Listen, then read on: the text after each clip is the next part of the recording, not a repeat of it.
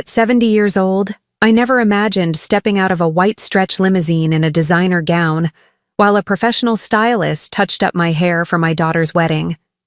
I had pictured helping choose flowers and sharing mother-daughter moments as we prepared for her special day, not being told I wasn't presentable enough to stand beside my own children during family photos. Yet there I was, making the most dramatic entrance of my life, watching jaws drop as I glided toward the church entrance in an outfit that cost more than my monthly pension.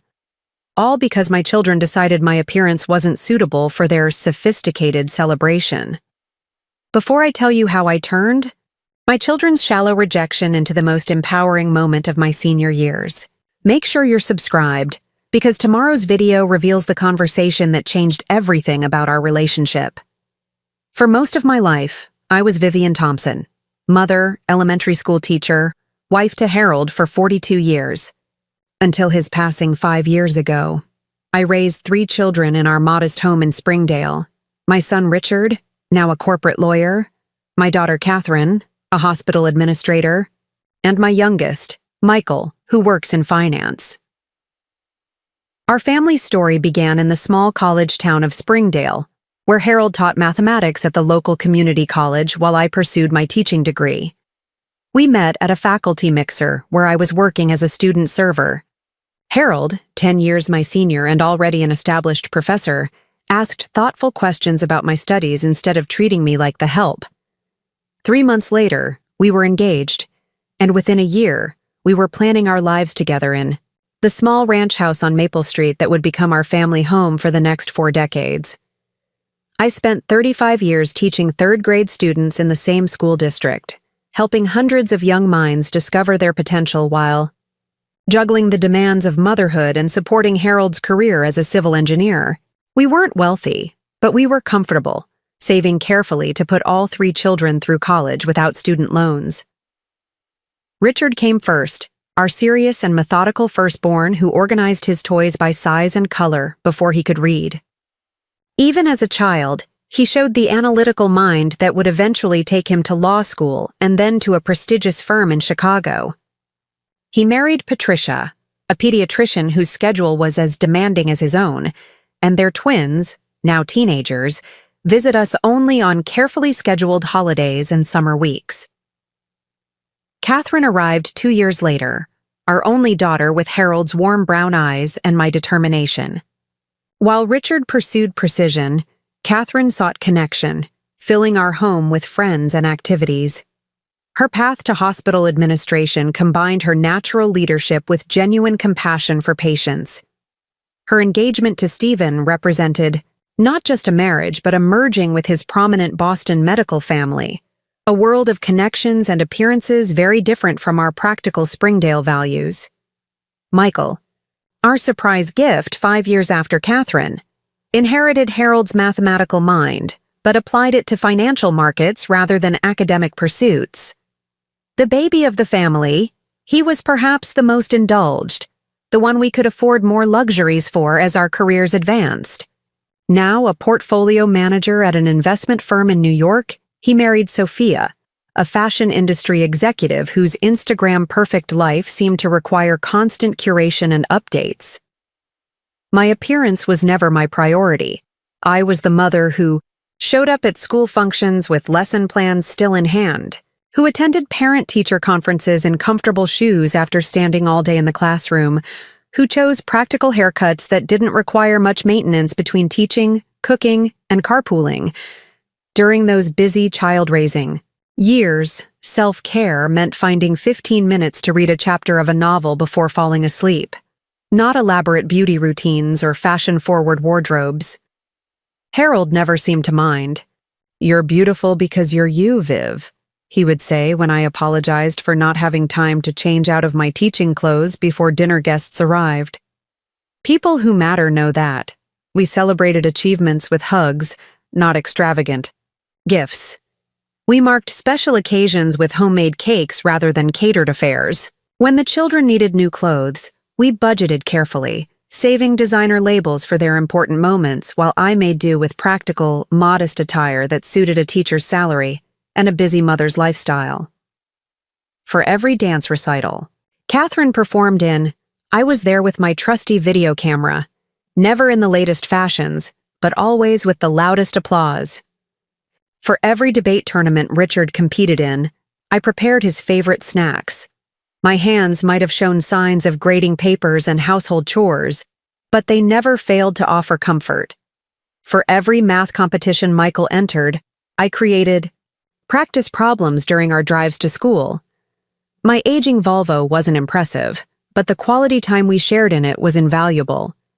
That approach to life, prioritizing substance over appearance, education over extravagance, practical comfort. Over-fashion shaped our family culture for decades, or so I thought. What defined my identity wasn't clothing or hairstyles, but the relationships I built and the differences I made. My treasure wasn't in my closet, but in the drawer where I kept every handmade Mother's Day card, in the classroom, where former students still visited years after graduation. In the community garden I helped establish after retirement. Our home became the gathering place for neighborhood children, not because it was the largest or most impressive, but because there were always fresh cookies cooling on the rack and a patient ear for their stories. Parents knew their children were welcome at the Thompson house, where the furniture might be slightly worn, but where problems were solved with kindness and clear boundaries. Harold and I created traditions that emphasized connection rather than consumption. Sunday dinners were sacred family time, with each child taking turns selecting the menu and helping prepare it as they grew older. Summer vacations meant camping trips and national parks rather than resorts or cruises. Christmas focused on thoughtful, often handmade gifts and charitable projects rather than expensive presents. The lessons seemed to take root. When Richard won his high school's mock trial competition, he thanked his debate partner before accepting the trophy, showing the teamwork we had emphasized. When Catherine organized a fundraiser for the hospital children's wing years later, she created personal thank you cards for every donor, regardless of the amount, showing the gratitude we had practiced. When Michael made his first significant bonus, he established a scholarship at Harold's Community College, showing the generosity we had modeled. After Harold passed away, these connections became even more precious. While my children pursued their careers in different cities, I deepened my involvement in our community. I volunteered at the Literacy Center 3 mornings a week, teaching English to immigrant families. I joined a senior advocacy group that successfully petitioned for better transportation options in our town. I coordinated the elementary school's intergenerational reading program, bringing seniors and children together through stories. The transition to widowhood after 42 years of marriage wasn't easy. There were many nights I reached across the bed only to find emptiness where Harold should have been. But I found purpose in continuing our shared values, the commitment to education, community service, and meaningful relationships that had defined our lives together. My small ranch house became a gathering place for my circle of friends, mostly retired teachers, neighbors, and community volunteers. We held weekly potluck dinners where we discussed books, local politics, and our ongoing projects. My garden, with its vegetables and native plants, provided both purpose and produce that I shared freely. The children visited when their schedules allowed, bringing stories of their professional successes and my grandchildren's achievements. I treasured these visits while understanding that their lives had taken them to different worlds where appearances often seemed to matter more than they had in our Springdale home. When people in Springdale described me, they talked about my community work, my infamous zucchini bread, my ability to connect different generations, never my appearance. In our town of 22,000 people, being known for your contributions rather than your clothes was a point of pride, not a shortcoming. Mrs. Thompson doesn't just teach reading. One of my former students told the local newspaper when I received a Community Service Award, she teaches belonging. That description meant more to me than any fashion compliment ever could. Harold would have been proud of the life I built after his passing. He had always told our children, the measure of a life isn't what you have but what you give. I tried to embody that principle every day, finding meaning in service rather than status.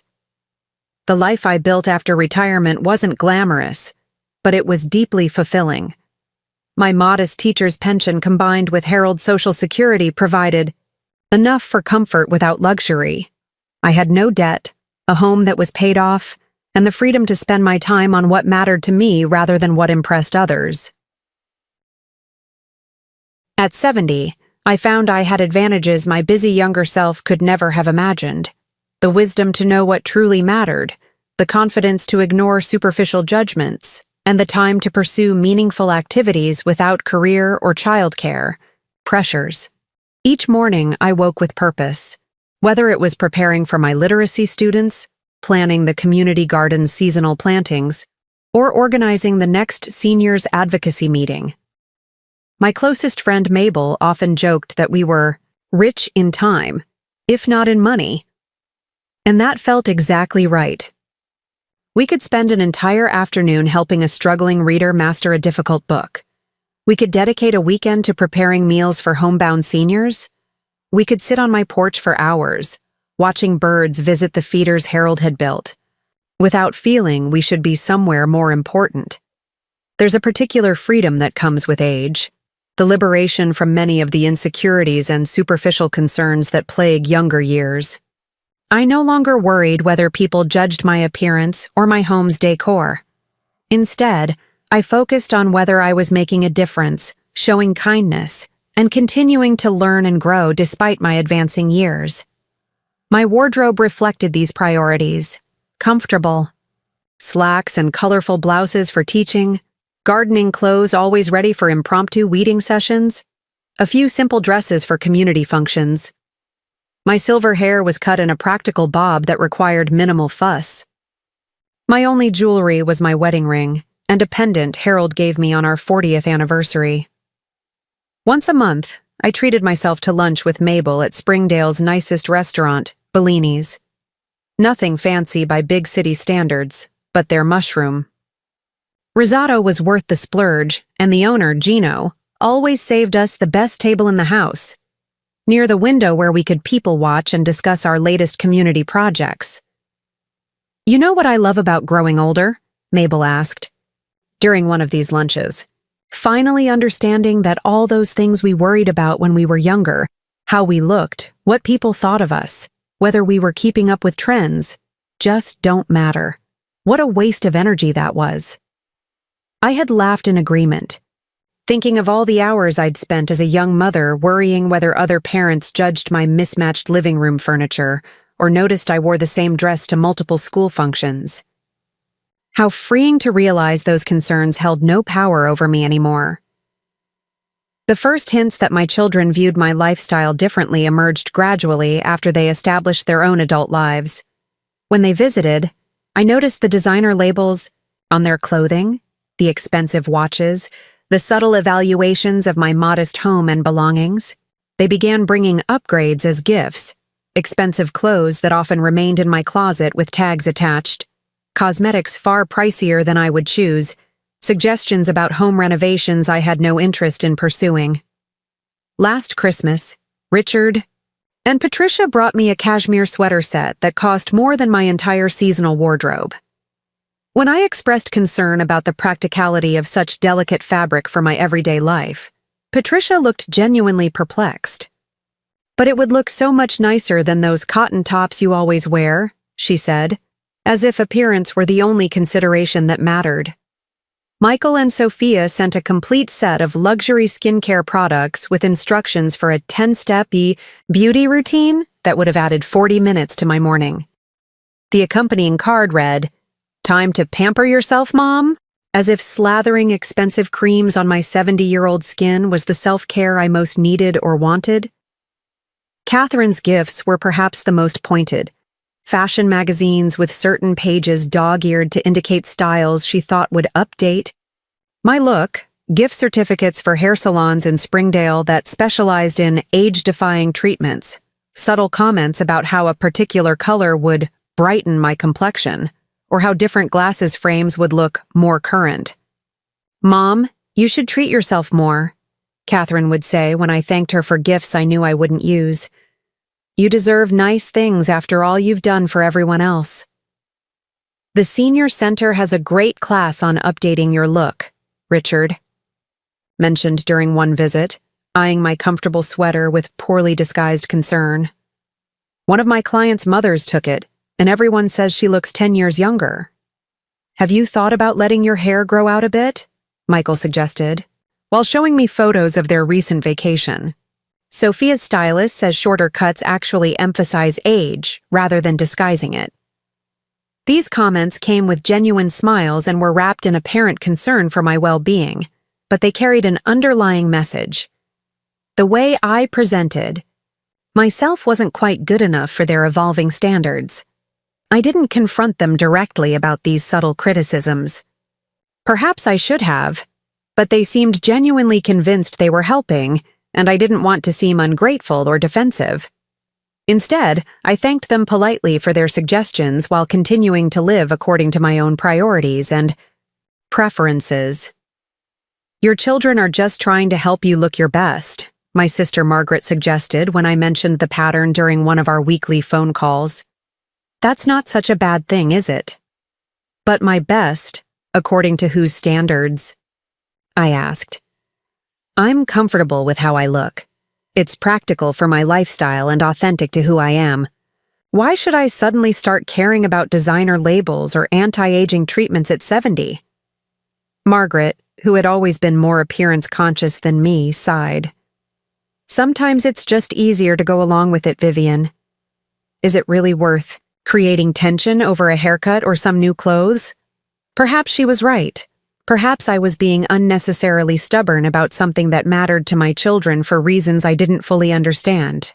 But each suggestion, each gift, each subtle criticism felt like an erosion of something essential: recognition of my autonomy, respect for my priorities, appreciation for the values I had tried to instill.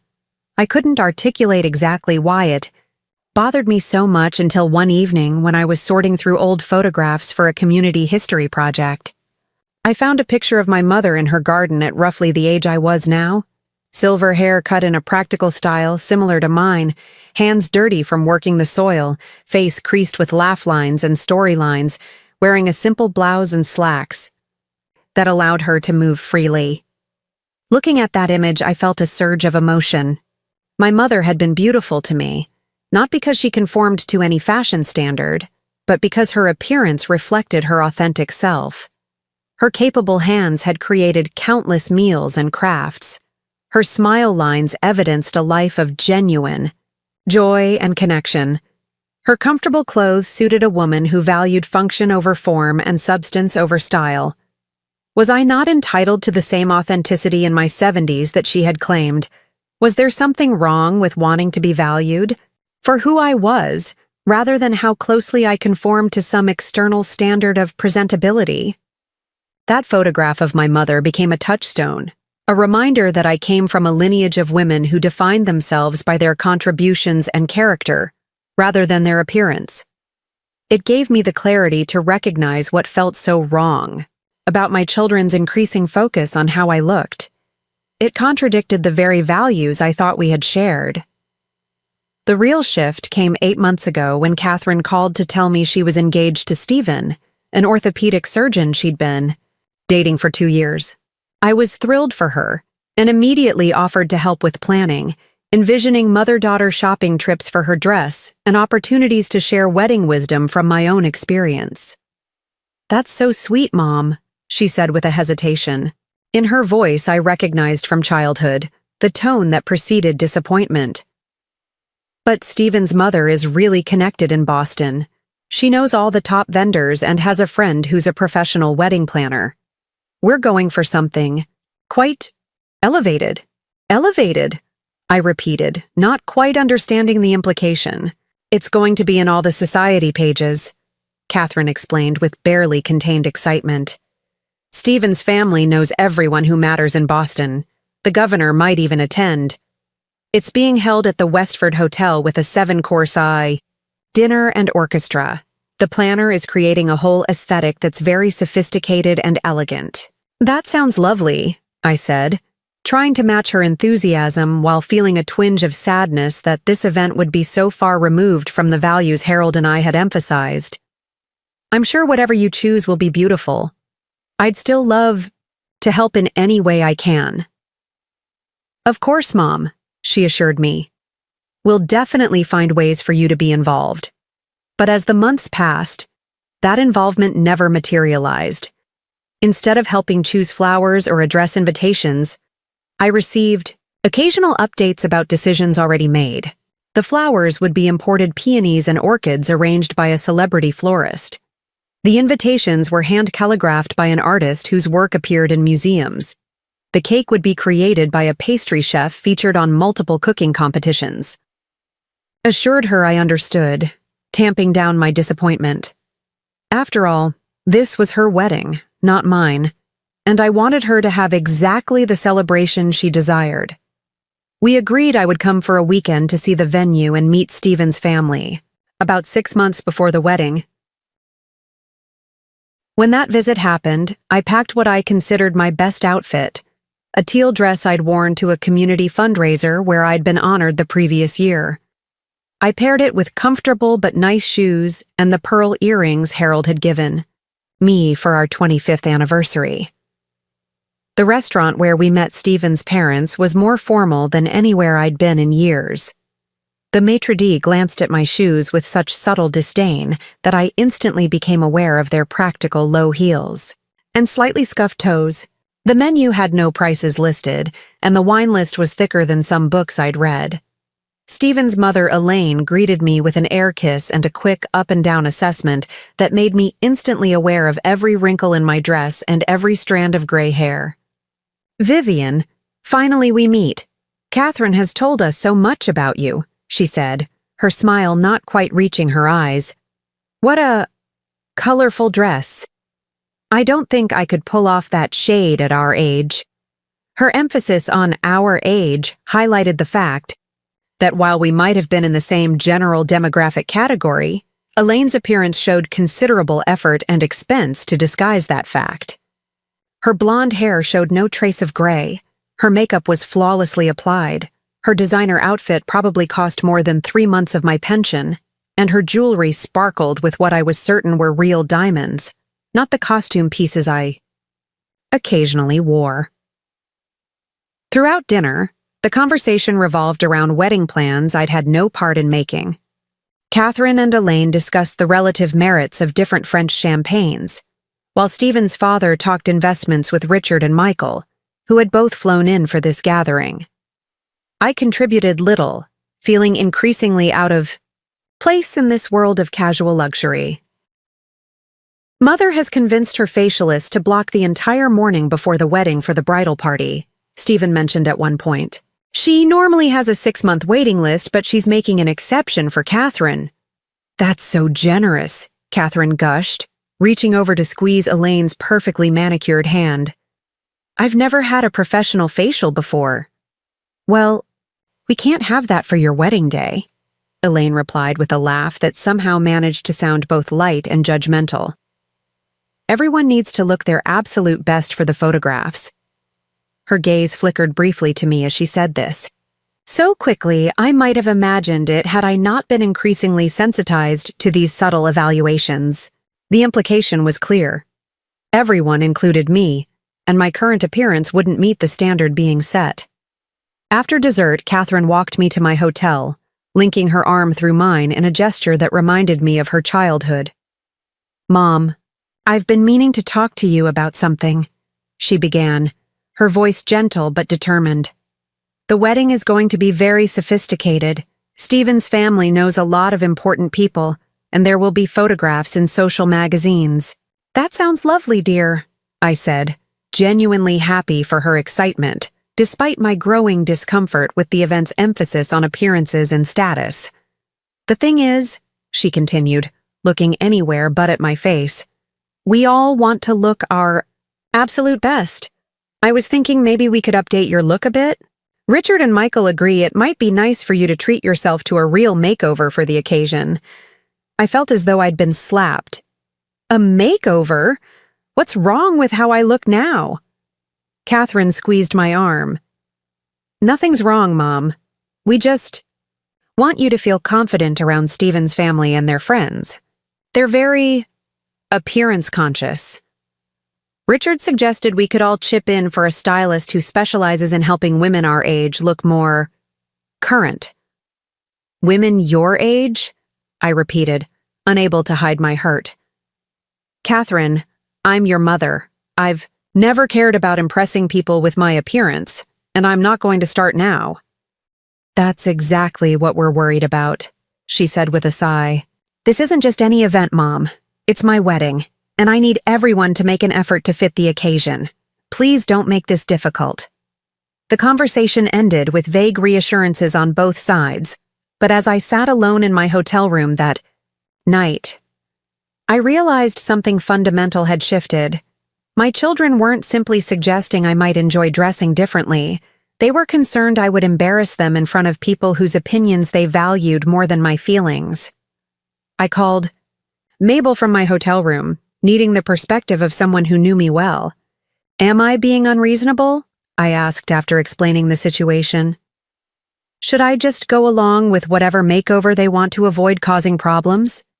Vivian Thompson, Mabel replied firmly. You've spent your entire life putting your children first. You wore the same winter coat for 10 years so they could have new ones. You skipped replacing your worn-out shoes so they could go to summer camp.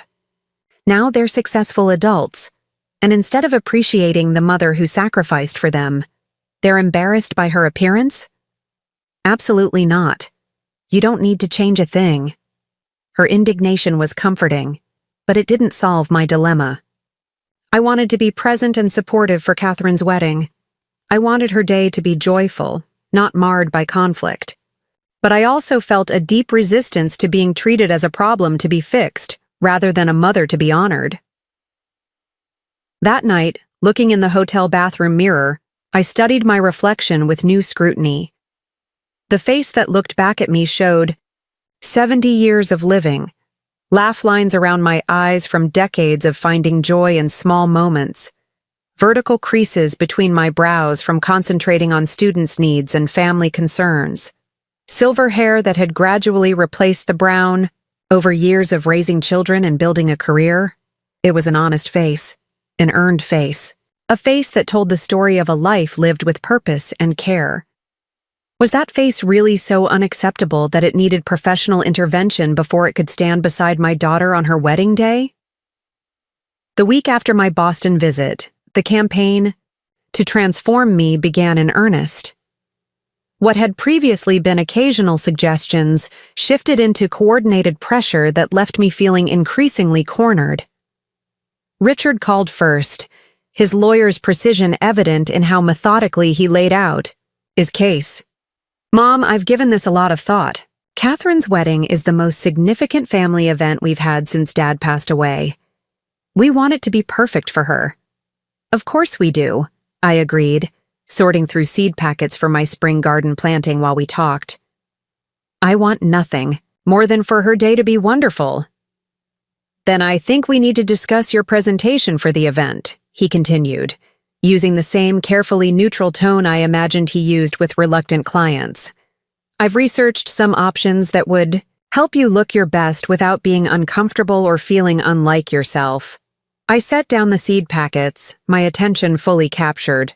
Richard, I'm not sure why my appearance has become such a focus, but I've been dressing myself successfully for 70 years now. This isn't about everyday appearances, Mom, he explained with forced patience. This is about an exceptional event with specific expectations. Steven's family moves in circles where appearances matter tremendously. Their wedding photos will be in Boston Magazine. The governor might attend.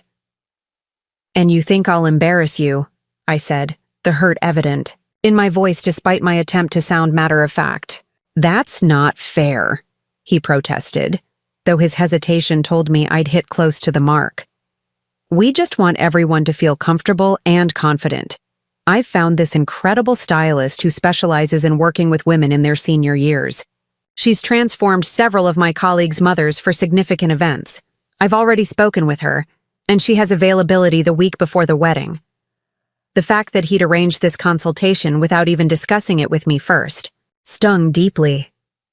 "You've talked to this person about me, without my permission?" "Mom, please don't make this difficult," Richard sighed. "It's a generous gift from all three of us.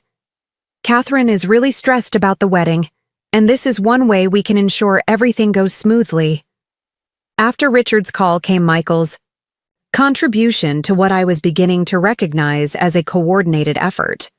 While his older brother had taken the logical approach, Michael focused on financial aspects, always his area of expertise. "I've transferred some money to your account," he announced during our weekly Sunday call. "It's earmarked for wedding preparation, a new outfit, professional hair and makeup, whatever you need to feel confident at Catherine's wedding." "That's very generous," I replied carefully, "but unnecessary. I already have a nice dress I was planning to wear." "Is it new?" he asked immediately. "Not particularly. I bought it last year for the Community Service Award dinner. It's a lovely navy dress that—" "Mom," he interrupted, "this wedding is at the Westford Hotel. It's black tie. Navy is fine, but it needs to be current, not something you've worn to a community center event. And it needs to be properly fitted by a professional." His dismissal of the event that had meant so much to me, recognition for 10 years of volunteer work in our community, was another small cut to my heart. The dinner was at the City Hall ballroom, Michael, not a community center. And the dress is perfectly appropriate for formal occasions. "Just use the money, Mom," he insisted. "Consider it an investment in family harmony. Catherine is already stressed enough without worrying about every detail being perfect." The unfinished implication hung in the air. Catherine was stressed about how I would look and whether I would embarrass her in front of her new high society connections. Catherine herself took a different approach, sending me a digital lookbook, created by her wedding planner, with approved color schemes, styles, and even specific dress suggestions for the mother of the bride. "I've highlighted the options that would work best for your body type and coloring," she explained during a video call. The wedding planner suggested we stick with slimming silhouettes and subdued colors for the mothers. Elaine is wearing custom Armani in taupe. The dresses she had selected were uniformly expensive, uncomfortable looking, and nothing like anything I would ever choose for myself. They came with suggested shoes with higher heels than I had worn in 20 years, jewelry more elaborate than I had ever owned, and even recommendations for hair color to blend the gray more naturally. "Catherine," I said as gently as I could, "these dresses cost more than I spent on my own wedding, and I'm not comfortable dyeing my hair or wearing 3-inch heels at my age." Her expression tightened. "Mom, please don't be difficult. This is the biggest day of my life, and I need you to make an effort. Stephen's family is very influential in Boston, and appearances matter to them." "And what about what matters to me?" I asked quietly. "Doesn't that count for anything?" "Of course it does," she said, but her tone suggested otherwise. "But sometimes we make sacrifices for the people we love. You taught us that." It was true. I had taught them about sacrifice. I had worn the same winter coat for 10 years so they could have new ones as they grew. I had driven an aging car so they could have college application fees and SAT prep courses. I had worked summer school to pay for their sports camps and music lessons. But I had never taught them that love was conditional on appearance, or that someone's worth was measured by how well they conformed to others' expectations. Somehow, despite all my efforts to instill deeper values, that lesson had gotten lost. As the wedding approached, the pressure intensified. What had begun as suggestions evolved into arrangements made without my consent. A package arrived containing expensive anti-aging skincare products with a note from Richard. "The stylist recommends starting these 8 weeks before the big day." A gift card for an upscale salon appeared from Michael with instructions to ask for Claudia. She specializes in age-appropriate transformations. Catherine started including me in group emails with the wedding planner, where I was referred to as MOB, Mother of Bride, with specific action items assigned to me. MOB to schedule color cut with approved stylist. MOB to confirm dress. Selection from approved options. MOB to arrange for professional makeup trial. When I called Catherine to express my discomfort with these expectations, she was driving to a meeting and barely had time to talk. "Mom, we've been over this. Everyone is making an effort for this wedding. Stephen's mother is having minor cosmetic procedures to look her best in the photos." "I'm not Elaine," I reminded her, "and I've never cared about those things." "That's exactly the problem," she replied, her frustration evident. "This isn't about what you care about. It's about respecting the occasion and the other people involved. Why is it so hard for you to just cooperate?" They enlisted allies in their campaign. My sister-in-law called to offer her support in navigating the styling expectations. "The kids are just trying to help, Vivian. They want you to feel confident around Stephen's family." A college friend of Catherine's who lived near me volunteered to take me shopping to find something that works for both your comfort and the wedding aesthetics. Even my neighbor Gladys, with whom I'd shared garden vegetables for years, was recruited.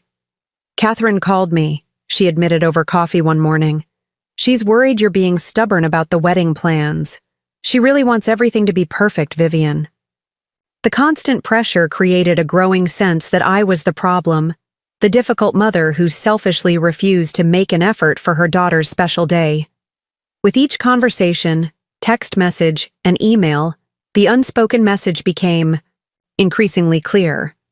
My natural appearance was an embarrassment, my regular clothes were unacceptable, and my very presence in my authentic form would somehow diminish the celebration. What hurt most was the realization that my children viewed my appearance as something to be managed and corrected rather than as simply part of who I was. The woman who had taught them to look beyond surfaces, who had emphasized character over appearance throughout their upbringing, was now being evaluated solely on her exterior presentation. 2 weeks before the wedding, I received a text from Catherine that transformed my hurt into something deeper. "Mom, please confirm you've purchased one of the approved dresses. The photographer wants to review everyone's outfits in advance to plan the color palette for formal photos." I replied honestly, "I haven't purchased any of those dresses, Catherine. They're not my style, and they're far more expensive than I'm comfortable spending. I found a lovely navy dress at Nordstrom that's appropriate for a formal wedding." Her response came quickly. "We discussed this. Those specific options were selected to coordinate with the wedding aesthetic. Please just choose one. Richard and Michael are happy to cover the cost if that's the issue." "The cost isn't the only issue," I wrote back. "I want to look like myself at my daughter's wedding." There was a long pause before her next message appeared. "The photographer needs to know everyone's exact outfits. Please send a photo of whatever you're planning to wear so we can make sure it works." Feeling a small victory in her apparent compromise, I sent a photo of myself in the navy dress I'd purchased. A simple but elegant A-line with 3/4 sleeves and a modest neckline. It was the most expensive dress I'd bought in years, chosen carefully for the occasion while still reflecting my personal style. Hours later, my phone rang. It was Richard, his voice tense. "Mom, we need to talk about this dress situation. Catherine is really upset." "What's wrong with my dress?" I asked. "It's formal, appropriate for the venue, and flattering." "It's not about the dress itself," he explained with forced patience. "It's about your overall look." Catherine showed the photo to the wedding planner and photographer, and they're concerned it doesn't fit with the aesthetic they're creating. They suggested some styling changes that would help integrate your look better. "What kind of changes?" I asked, though I already suspected the answer. "Your hair, mainly," he said. "The gray is very prominent in the photos. They suggested a professional color. And the dress is fine but needs more accessories, better jewelry, a formal wrap. The wedding planner suggested a professional shopper who could pull it all together quickly, The implication was unmistakable. I wasn't photogenic enough for my daughter's wedding album. My natural appearance would somehow clash with the carefully curated images they wanted to create. I was a visual problem to be solved rather than a mother to be honored. That evening, I sat on my back porch watching the sunset, trying to make sense of how we had arrived at this point. The garden Harold and I had lovingly tended for decades offered no answers, but its familiar contours provided comfort. The rose bushes needed pruning, another task on my endless list, but their imperfect blooms were beautiful in the fading light, their scent sweetening the evening air. I thought about my mother, who had taught me that true beauty came from kindness, purpose, and authenticity. I thought about Harold, who had loved me through decades of changes, pregnancy, middle age, the natural evolution of a body that had borne children and worked hard and lived fully. Neither of them had ever suggested I needed enhancement or correction to be worthy of standing proudly beside them. In that moment of quiet reflection, I made a decision. I would not engage in further argument with my children about my appearance. I would not continue defending my right to look like myself at my daughter's wedding. But I also would not surrender my dignity or compromise my values to satisfy their sudden obsession with surface appearances. The breaking point came 3 days before the wedding. I was packing for my flight to Boston the next morning when my phone rang with a video call from Catherine. I answered to find not just my daughter but also Richard and Michael on a 3-way call, their expressions serious in the way I recognized from childhood interventions. "Mom," Catherine began, her voice gentle but firm. "We need to discuss the wedding day schedule. There have been some adjustments." "What kind of adjustments?" I asked, already feeling defensive. "We've been talking with the wedding planner and—" "Stephen's family," Richard jumped in, using his courtroom voice. "Given the importance of the photographs and the formal nature of the event, we've made some arrangements that we think will work best for everyone." Michael added quickly, "We've hired a professional stylist who specializes in working with women of a certain age. She'll come to your hotel room the morning of the wedding with several dress options, all pre-approved by the wedding planner. She'll handle hair, makeup, everything." "And if I don't want a stranger handling me on my daughter's wedding day?" I asked, my voice tight. They exchanged glances through their separate screens. Catherine took a deep breath before delivering the blow. "Mom, this is really important to me, to all of us. If you're not willing to work with the stylist, we think it might be best if you attend as a regular guest, rather than being included in the formal family photographs and procession." The words hit me like a physical force. "Are you saying I can't stand beside you as your mother unless I change my appearance to meet your standards?" "That's not exactly what we're saying," Richard interjected quickly. "We're just trying to create a cohesive look for the formal part of the day. You'd still be acknowledged as the mother of the bride in the reception introductions." "This is about the photographs," Catherine explained, not meeting my eyes through the screen. "They're going to be in magazines, Mom. Stephen's family has a certain image to maintain. Everyone else has agreed to the styling requirements." "Everyone else isn't your mother," I said quietly. "The woman who raised you, who taught you to value people for who they are, not how they look." An uncomfortable silence followed before Michael spoke. "Mom, please don't make this difficult. It's one day. A few hours of professional styling isn't such a big sacrifice for Catherine's happiness." I looked at my 3 children on the screen. These accomplished adults I had raised to be kind, thoughtful people, and saw instead strangers who valued appearance over authenticity, who were willing to demote their mother to regular guest because her natural look might disrupt their curated aesthetic. "Let me make sure I understand," I said finally. "Unless I agree to be completely made over by a stranger, I cannot stand beside my daughter as her mother during the ceremony or be included in the family photographs. Is that correct?" Catherine nodded, looking miserable but determined. The photos are really important, Mom. They'll be everywhere. Stephen's mother has already had work done to prepare. His sister hired a personal trainer for 6 months to get ready. Everyone is making an effort. In that moment, something broke and reformed within me. The hurt transformed into a clarity I hadn't felt in years. These weren't the values I had taught my children. This wasn't the definition of family I believed in. And if appearance was the price of admission to fully participate in my daughter's wedding, then perhaps it was time I took their superficial concerns to their logical conclusion. I understand perfectly, I said with a calm I didn't feel. I'll see you all at the wedding. After ending the call, I sat in silence, contemplating what had just happened. My children had essentially demoted me from mother of the bride to embarrassing, relative to be managed and minimized. The woman who had sacrificed for decades to give them every advantage was now considered unworthy to stand beside them without cosmetic intervention. That night, I called my oldest friend Mabel and told her everything.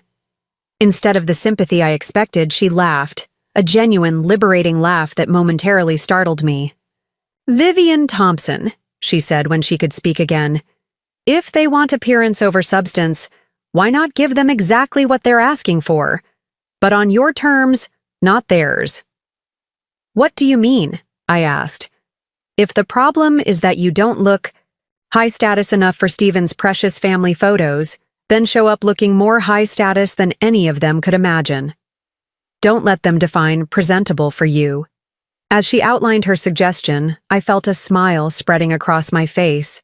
For the first time in weeks, if my children wanted a mother who prioritized appearance, perhaps it was time they met one, just not in the way they anticipated. The morning after that devastating call, I woke with a clarity and determination that surprised me. For months, I had been on the defensive, trying to protect my dignity while accommodating my children's increasingly unreasonable demands. That approach had failed completely, culminating in their decision to essentially demote me from my role as mother unless I agreed to be visually transformed. It was time for a different strategy entirely. I called Mabel, who arrived an hour later, with coffee and croissants. "Let's plan Operation Transformation," she announced, as she spread napkins on my kitchen table. But not the one they're expecting. As a retired teacher, planning had always been my strength. Now I applied those skills to a very different kind of lesson plan. If they want someone who prioritizes appearances, I explained to Mabel, then I'll give them exactly that, just taken to its logical conclusion. They think I don't understand their sophisticated world? Let's see how they handle it when I out-sophisticate them all. The plan we developed was both simple and audacious. Instead of working with Catherine's approved stylist or selecting from the prescribed mother of the bride options, I would create an entrance and appearance so impeccably high status that it would make their concerns about my presentability seem absurd. The key, Mabel pointed out, is that you can't look like you're trying to compete with the bride or upstage anyone. You need to look elegant, age-appropriate, and absolutely confident, like someone who belongs in any sophisticated setting because she's secure in her own worth. This would require resources beyond my normal budget, but I had something my children didn't know about, a special savings account Harold and I had established years ago for extraordinary life events. We had imagined perhaps a grand anniversary, celebration or dream vacation in our retirement. Harold had never had the chance to use his share. Using some of it now to teach our children a valuable lesson about respect and authenticity seemed fitting. The first call I made was to Diane Ellsworth, a former student who had become a personal stylist for several prominent politicians in our state capital. Unlike Catherine's wedding planner, Diane's approach focused on enhancing natural beauty and projecting confidence rather than conforming to trends. "Mrs. Thompson," she exclaimed when I explained my situation, "I would be honored to help. And may I say, those children of yours have completely missed the point. Style isn't about erasing who you are, it's about expressing your best authentic self." Working with Diane via video call, we selected a custom-made ensemble that honored my personal aesthetic while elevating it to an undeniably sophisticated level. The dress would be deep midnight blue, a color I had always loved and that complemented my silver hair perfectly. The cut was elegant but comfortable, with none of the constricting, slimming features Catherine's options had emphasized. The goal isn't to look younger, Diane explained as she sketched the design.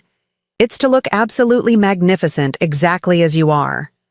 Next came transportation. If I was going to be relegated to regular guest status rather than included in the family preparations, I would arrive on my own terms. Mabel discovered a car service that specialized in celebrity events, with a pristine white vintage Rolls, Royce limousine and uniformed chauffeur. "They'll never expect this," she said gleefully as we reviewed the company's brochure. "They think you don't understand presentation and status? Wait until you pull up in this, looking absolutely regal." For hair and makeup, I bypassed the local options and scheduled appointments at one of the most exclusive salons in Boston for the morning of the wedding. The outrageous price made me momentarily hesitate, but Mabel reminded me what was at stake. "This isn't about vanity, Vivian.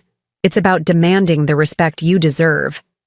They've made this about appearance, so you're meeting them on the battlefield they've chosen, but with superior tactics."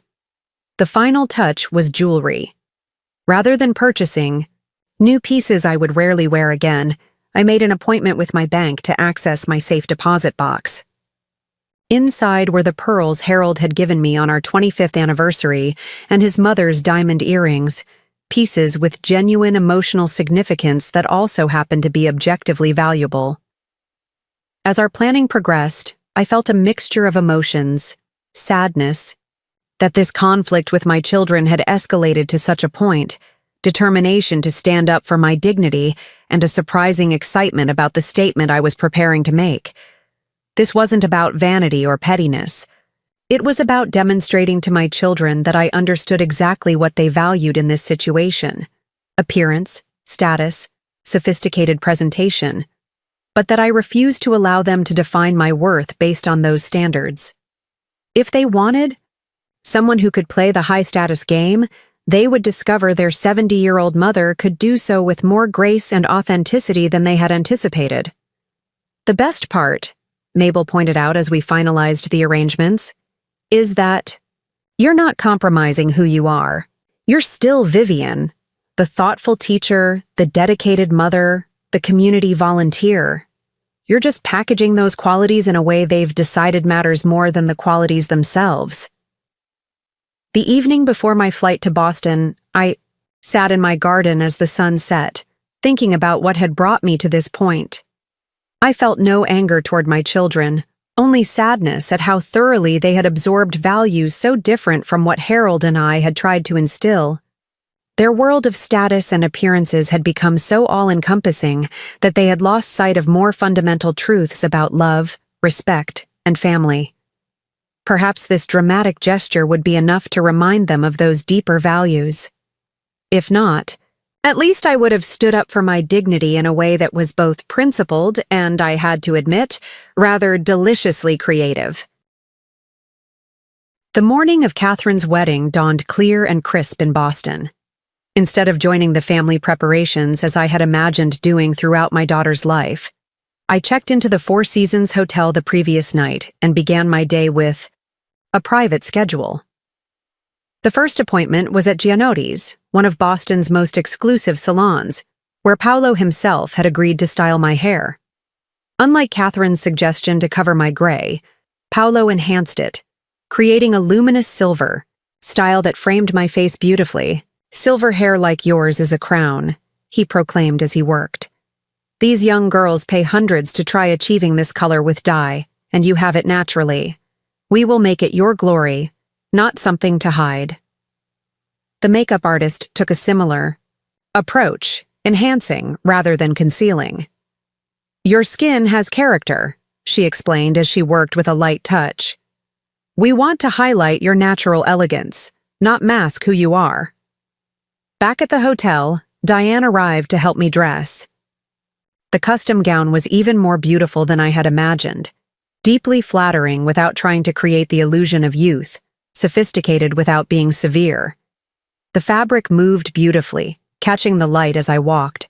"Perfect," Diane declared as she fastened Harold's mother's diamond earrings in place. "You look absolutely magnificent, Mrs. Thompson.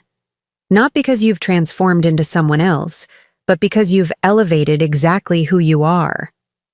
Standing before the mirror, I barely recognized myself, not because I looked fundamentally different, but because I had never seen myself presented with such deliberate elegance.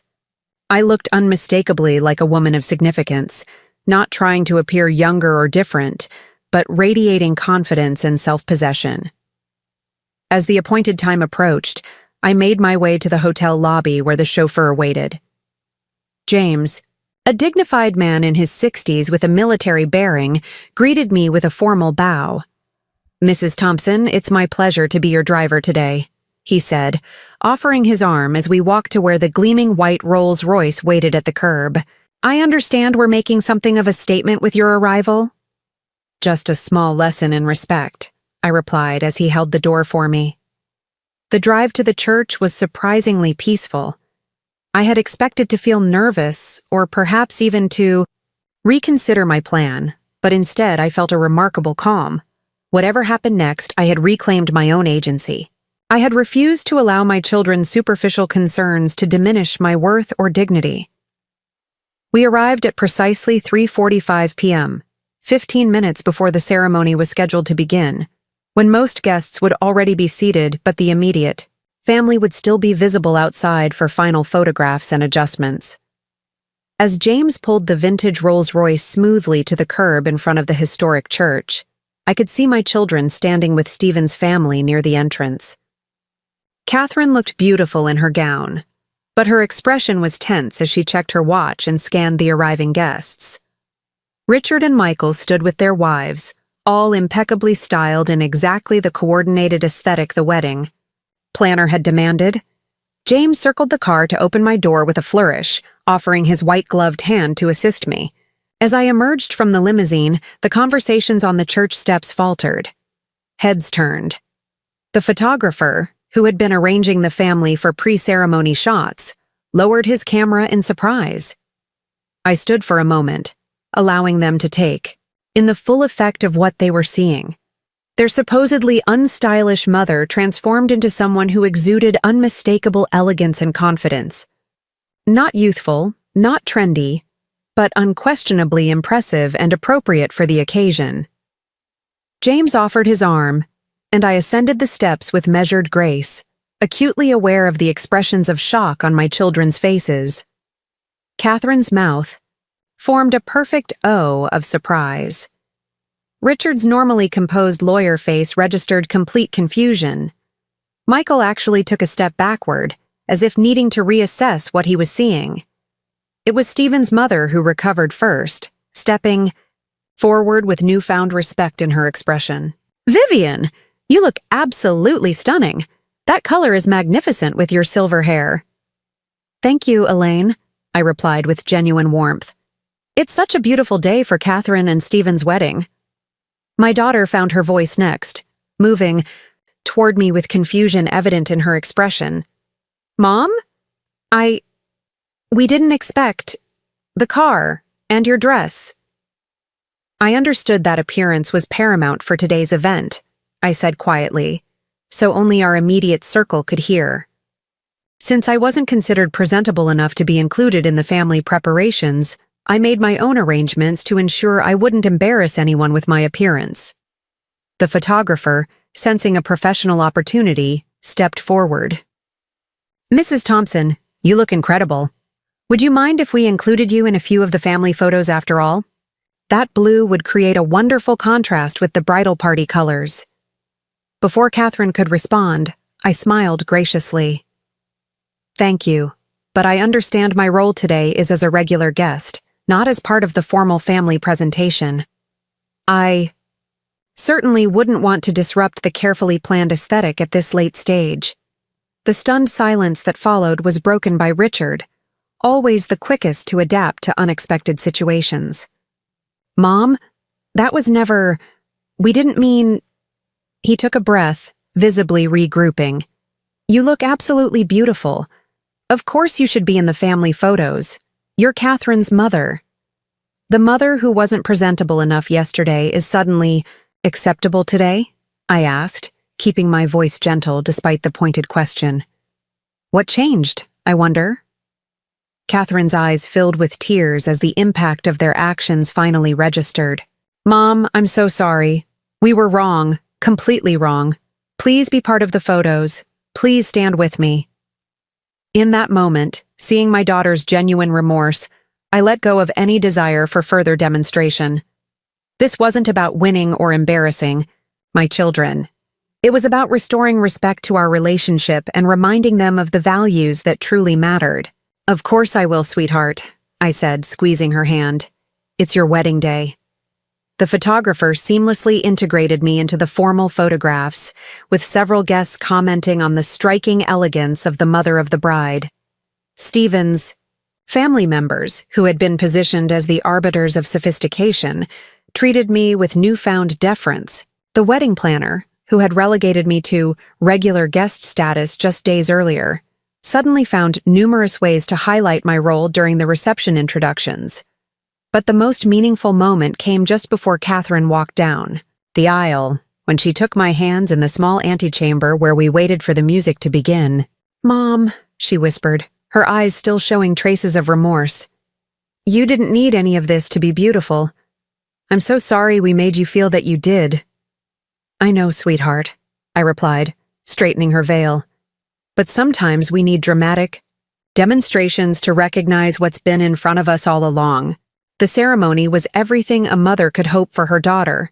Meaningful vows, genuine emotion, the promise of a partnership built on love and respect. As I watched Catherine and Stephen exchange rings, I found myself thinking of Harold and the values we had tried to pass to our children.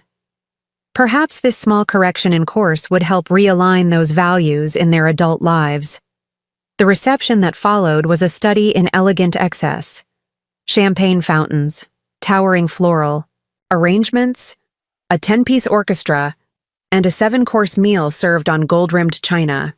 While undeniably beautiful, it felt worlds away from the homemade cake and potluck receptions that had defined celebrations throughout my life.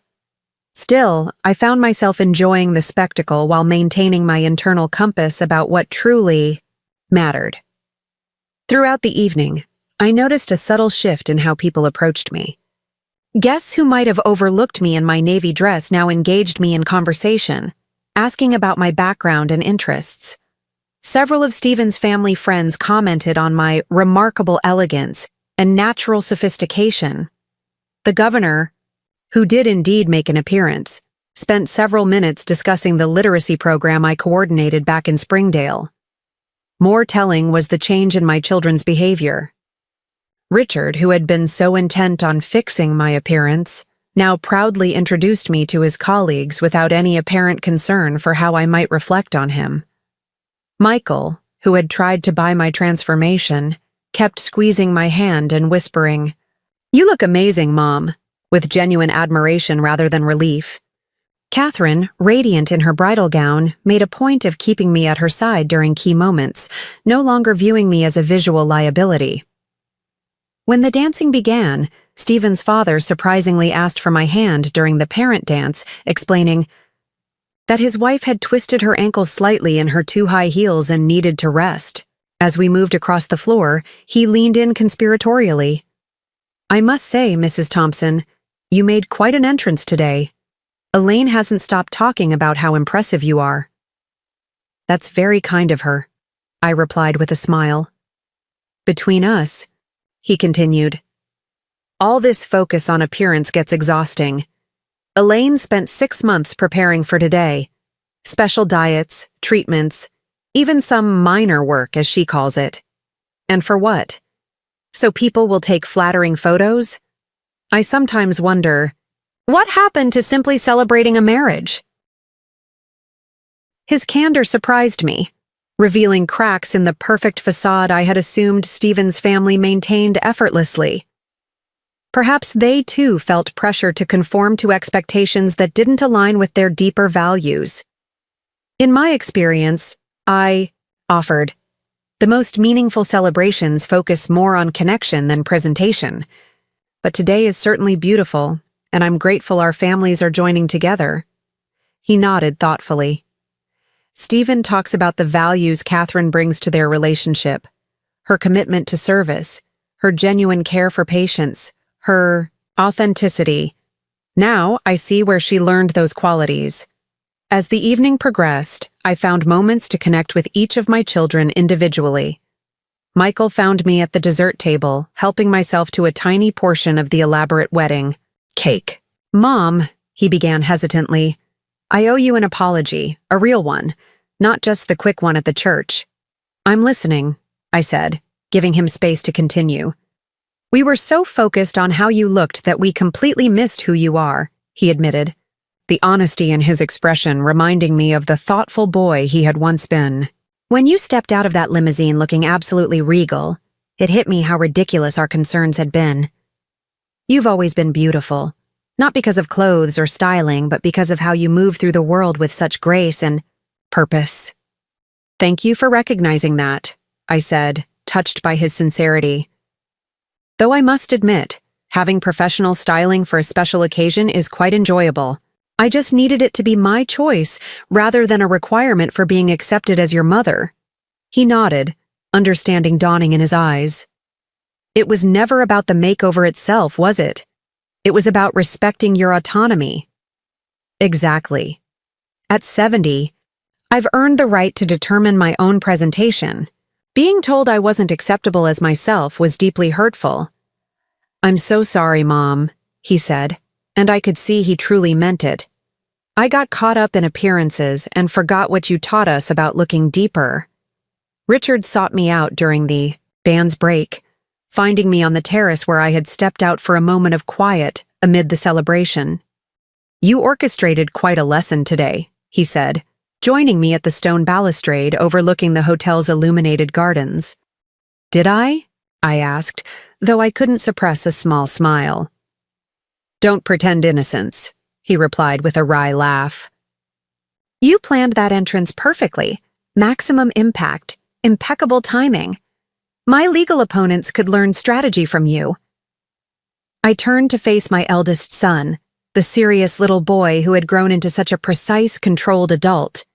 In the soft, outdoor lighting, I could still see traces of the child who had organized his toys by size and color, who had approached every challenge with careful analysis. "Perhaps I did plan carefully," I admitted. "But the lesson wasn't just for you three. It was also for me." "How so?" he asked, genuinely curious. I needed to remind myself that I don't have to accept other people's definitions of my worth, even when those people are my beloved children. I spent decades teaching you to value substance over appearance. But somewhere along the way, I started doubting whether those values still mattered in the world you now inhabit. Richard was quiet for a moment, considering my words. "They do matter, Mom. We just lost sight of them temporarily. Success can do that, make you start valuing the trappings over the substance." He gestured toward the elaborate celebration inside. "All of this is beautiful, but it's ultimately just decoration. What matters is the commitment Catherine and Stephen are making, the family connections we're strengthening, the memories we're creating. That's what I've always believed," I said. "I'm glad to hear you still do too, underneath all that expensive tailoring." He laughed, a genuine sound I hadn't heard from him in too long. "The tailoring is just packaging. The values you and Dad instilled are still there, sometimes buried under professional pressures and social expectations, but not gone." "I'm glad to hear that," I said, squeezing his hand. "Because those values are your true inheritance from us, far more important than any material legacy." Catherine found me last, as the reception was winding down.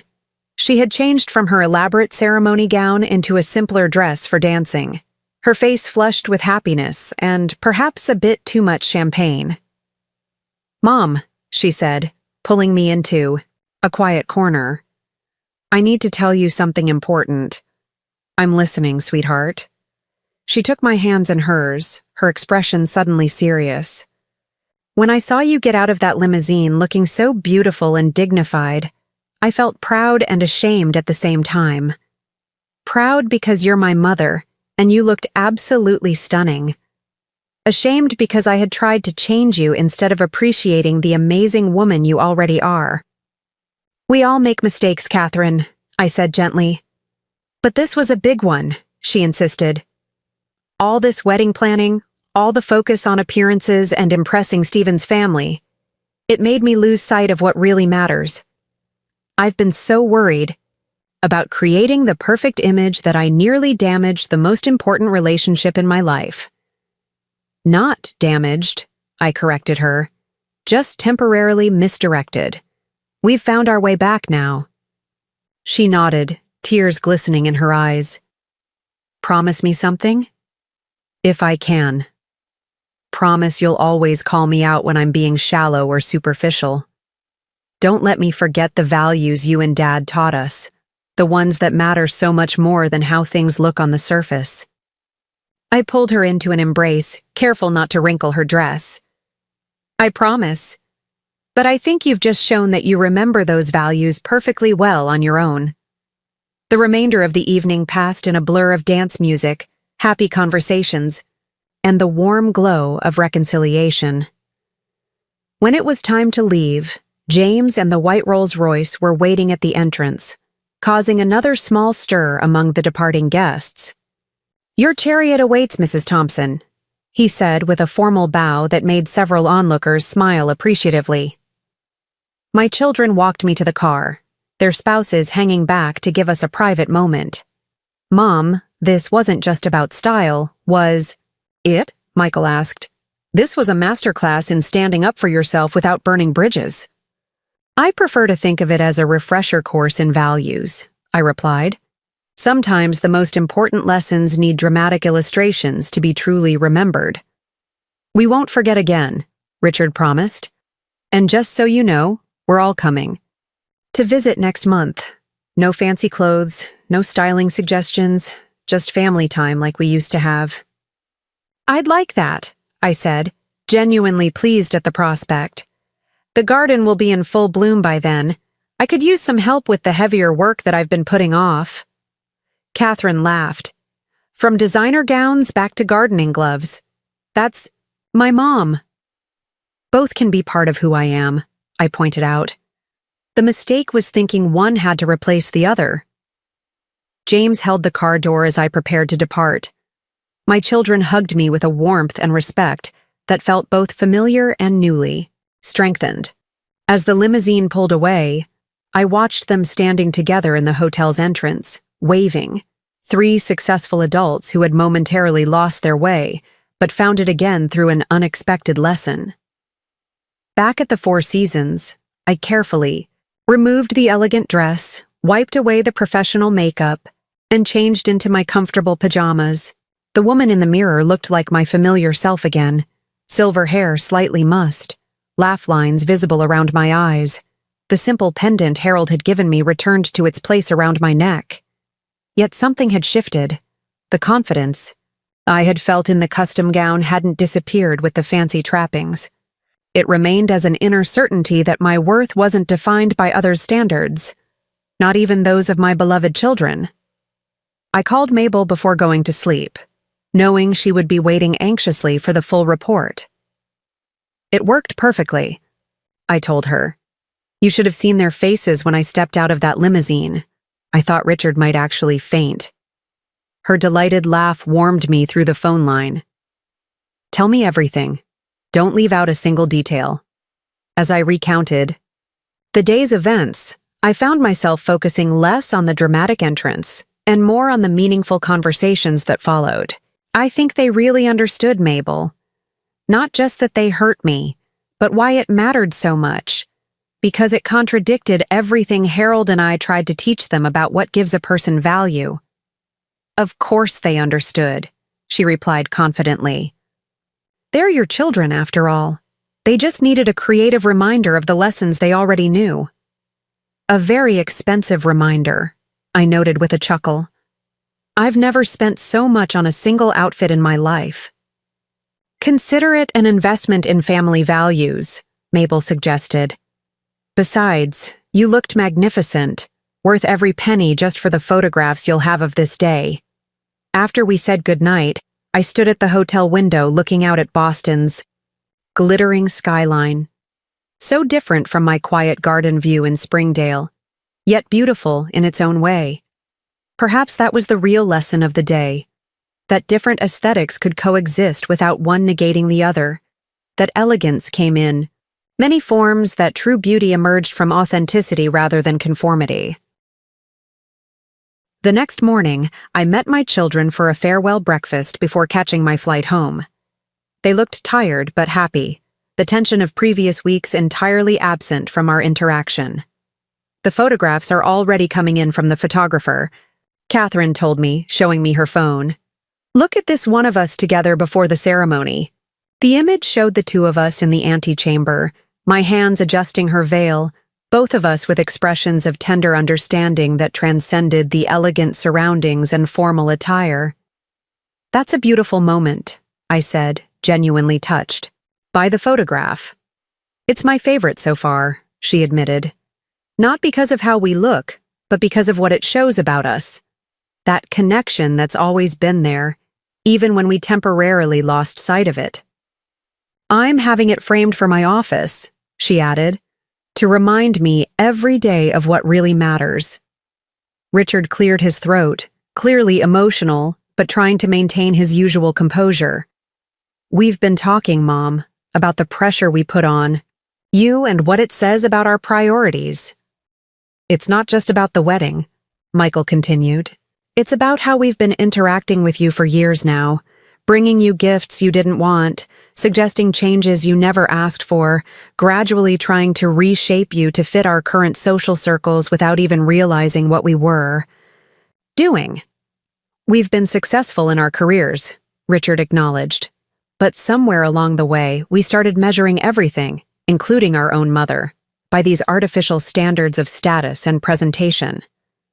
When you showed up looking like absolute royalty, it was like holding up a mirror to our own superficiality, Catherine said. You beat us at our own game while simultaneously showing how meaningless that game really is. I reached across the table to take their hands. You haven't failed as children, and I haven't failed as a mother. We just needed to realign. Success changes people. It opens doors to new worlds with different values and expectations. The trick is remembering which values are worth preserving, and which are merely temporary fashions. How did you get so wise? Michael asked with a small smile. 70 years of living, I replied simply. It's amazing what you learn when you stop worrying about impressing others and focus instead on living authentically. After breakfast, they accompanied me to the airport, our conversation flowing easily about family matters, community projects, and their plans to visit next month. As we approached the security gate, Catherine suddenly pulled me aside. Mom, I need to tell you something, she said, her expression serious. I did something this morning that I should have done long ago. What's that? I fired the wedding planner, she said with a decisive nod. Not because the wedding wasn't beautiful, it was perfect. But her attitude toward you, the way she talked about managing family members who didn't fit the aesthetic, I realized I don't want to be the kind of person who values that approach. That's a significant decision, I observed, knowing the planner had been Elaine's close friend. Stephen supports it completely, she assured me. In fact, it was partly his idea. He said watching you handle yesterday with such dignity made him realize how shallow some of his family's social circle can be. He wants us to build our life, together based on substance, not appearances. I hugged her tightly, feeling a profound sense of relief and vindication. That's the best wedding gift you could give me, knowing that you and Stephen are starting your marriage with those values at the center. The flight home was uneventful, giving me time to reflect on the remarkable transformation of the past 24 hours. What had begun as a painful exclusion had evolved into a powerful reaffirmation of my worth and values. More importantly, it had sparked genuine reflection in my children about the standards by which they measured others and themselves. Mabel was waiting at the airport when I landed, eager for in-person details beyond what we'd discussed on the phone. "You know what the most remarkable part was?" I told her as we drove toward Springdale. Not their shock when they saw me, but the genuine conversations that followed. They really understood what had gone wrong and why it mattered so much to me. "Of course they did," Mabel replied confidently. "They're your children. You raised them with those values so deeply ingrained that even years of success and status couldn't fully erase them. They just needed a dramatic reminder." "A very dramatic reminder," I agreed with a laugh. "I doubt they'll forget the sight of their supposedly unsophisticated mother stepping out of a white Rolls-Royce anytime soon." When we reached my house, the garden welcomed me with familiar comfort. The rose bushes still needing pruning, the vegetable beds waiting for their spring attention, the bird feeders Harold had built needing refilling. I changed immediately into my gardening clothes, eager to reconnect with the rhythms of my everyday life. As I worked among the early spring plantings, I reflected on the lessons of the wedding weekend. My children had temporarily lost sight of fundamental values in their pursuit of status and appearance. But when confronted with a dramatic demonstration of the hollow nature of those concerns, they had remembered what truly mattered: the authentic connections, mutual respect, and deep love that defined our family. The elegant dress hung in my closet now, a reminder that I could move between worlds when I chose to, that I could play the high-status game perfectly well when it suited my purposes. But my everyday clothes, practical and comfortable for a life of meaningful activity, remained my true preference, not because I couldn't present myself otherwise, but because I chose authenticity over impression, substance over surface. 2 days later, a large package arrived from Boston. Inside was a beautifully framed photograph, not one of the formal wedding portraits, but a candid shot captured by the photographer's assistant. It showed me emerging from the white limousine, my silver hair gleaming in the afternoon sun, the midnight blue dress catching the light as I stood poised on the first step of the church entrance. My expression was one of serene confidence and dignified self-possession. The note accompanying it read, "Mom, this moment captured everything we needed to learn. You showed us that true elegance comes from authenticity and self-respect, not from following someone else's standards. We framed this for you not because of how magnificent you look, though you absolutely do, but because of what this moment represents, your courage to stand up for your dignity in the most graceful way possible. We're so sorry we lost sight of what you and Dad always taught us about valuing people for who they are, not how they present themselves. Thank you for this powerful reminder that will stay with us forever. With love and profound respect, Catherine, Richard, and Michael P.S. We've already booked our flights for next month. Michael is bringing his gardening gloves. Richard has researched rose pruning techniques, and I've got seedlings started for your vegetable garden. No stylists, no designer clothes, just family being family." I placed the photograph on my mantle, not out of vanity, but as a reminder of an important truth. At 70 years old, I had finally and fully claimed the right to define myself on my own terms, not through rejection of others' values, but through the confident embrace of my own. The elegant woman in the midnight blue dress and the practical gardener in soil-stained jeans were the same person, a person deserving of respect in either presentation. The limousine entrance had been dramatic, perhaps even a bit theatrical, but sometimes dramatic measures were necessary to make profound points. My children had temporarily forgotten that appearances were merely packaging, not substance. By beating them at their own game, I had reminded them of this essential truth. As I returned to my garden that afternoon, hands in the soil and silver hair catching the spring sunlight, I felt a deep contentment. The wedding drama had been resolved, in the most meaningful way possible, not just with superficial apologies, but with genuine recognition of the values that truly mattered. Harold would have been proud. Not of the expensive dress or the grand entrance, but of how I had stood up for the principles we had shared throughout our marriage. The measure of a life isn't what you have, but what you give, he had always told our children. Through this unexpected late-life lesson, I had given them a powerful reminder of that enduring truth. Mabel called that evening to check on me. "So, how does it feel to be back to normal after your Princess Day?" she asked. I considered the question carefully. "It feels right," I said finally. The fancy dress and dramatic entrance served their purpose. But this, my garden, my community work, my authentic self, this is where I belong. Not because I can't navigate those high-status waters, but because I choose a different measure, a value.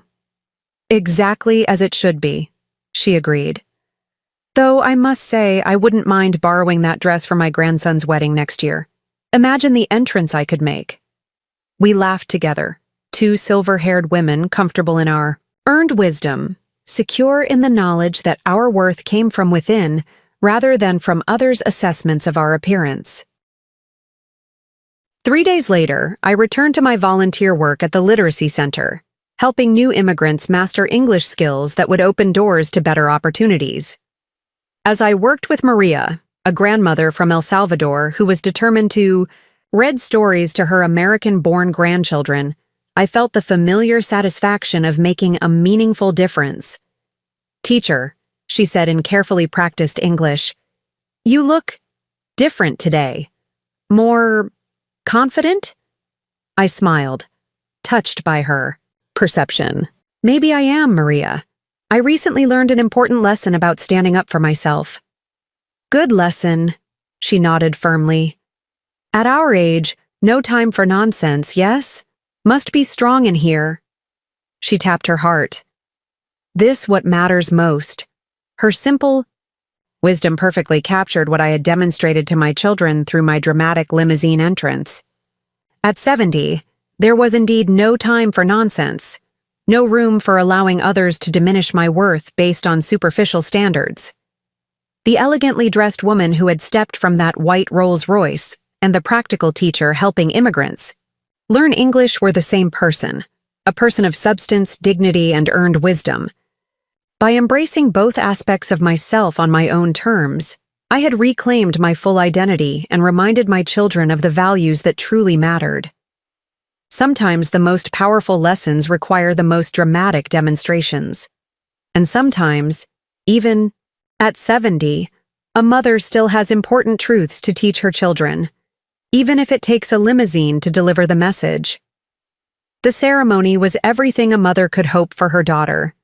Meaningful vows, genuine emotion, the promise of a partnership built on love and respect. As I watched Catherine and Stephen exchange rings, I found myself thinking of Harold and the values we had tried to pass to our children. Perhaps this small correction in course would help realign those values in their adult lives. The reception that followed was a study in elegant excess: champagne fountains, towering floral arrangements, a 10-piece orchestra, and a 7-course meal served on gold-rimmed china.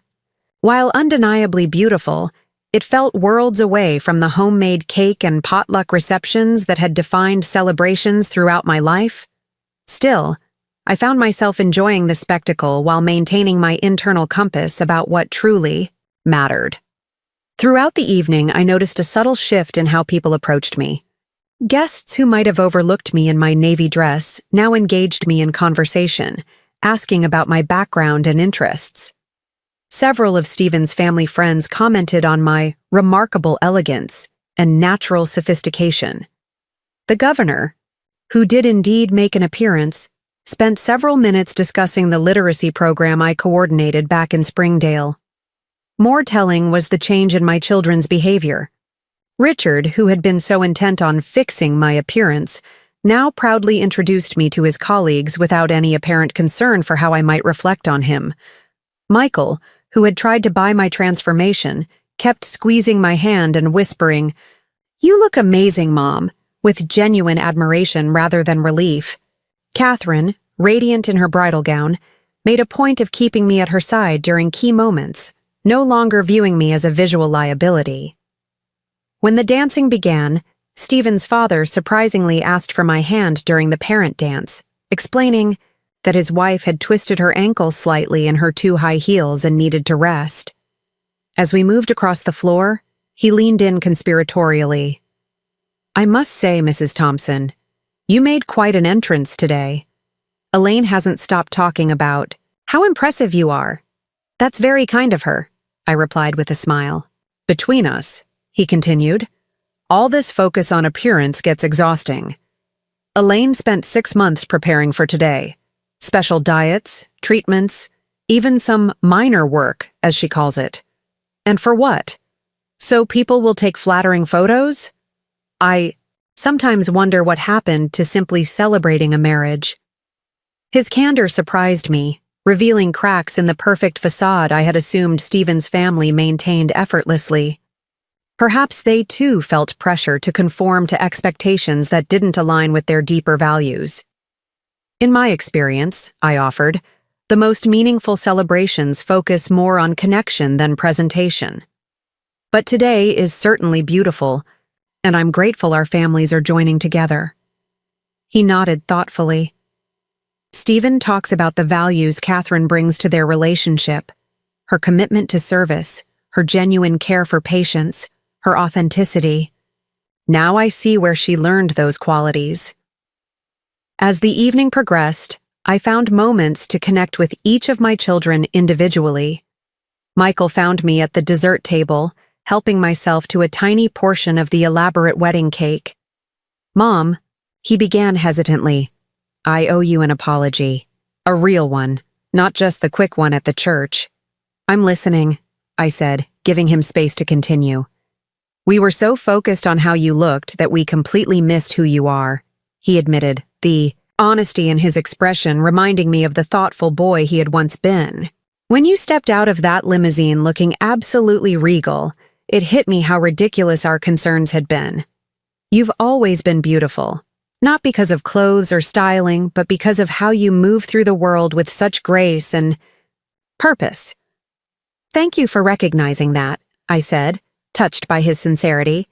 "Though I must admit, having professional styling for a special occasion is quite enjoyable. I just needed it to be my choice, rather than a requirement for being accepted as your mother." He nodded, understanding dawning in his eyes. "It was never about the makeover itself, was it? It was about respecting your autonomy." "Exactly.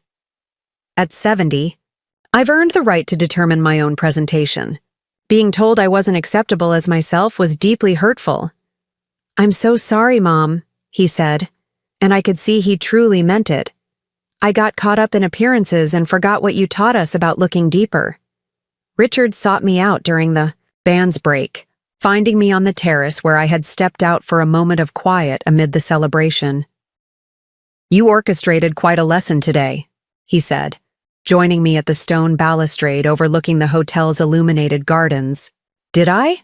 I asked, though I couldn't suppress a small smile. "Don't pretend innocence," he replied with a wry laugh. "You planned that entrance perfectly. Maximum impact, impeccable timing. My legal opponents could learn strategy from you." I turned to face my eldest son. The serious little boy who had grown into such a precise, control 6 months have passed since Catherine's wedding, and the lessons from that day continue to ripple through our family in ways I never could have anticipated. What began as a painful rejection transformed into a powerful reconnection, reminding all of us what truly matters beneath the surface of appearances.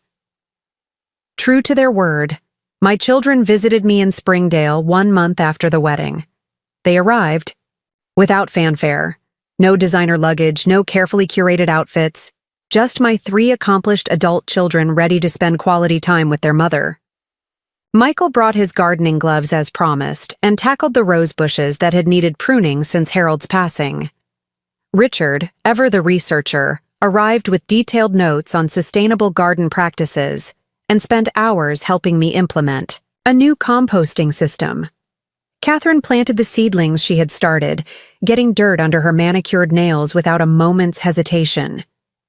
In the evenings, we sat on my porch drinking lemonade from mismatched glasses, laughing about old family stories and sharing current challenges with a honesty that had been missing from our relationship for years. There was no talk of upgrades or improvements, to me or to my modest home. Instead, there was genuine appreciation for the comfort and authenticity of the space we shared.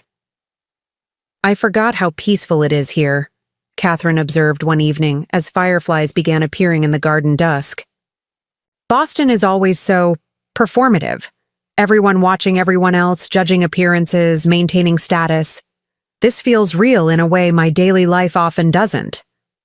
"That's why I've stayed," I explained. "It's not that I couldn't adapt to a more sophisticated environment. I think I proved that quite effectively at your wedding. It's that I actively choose this life for its substance rather than its appearance."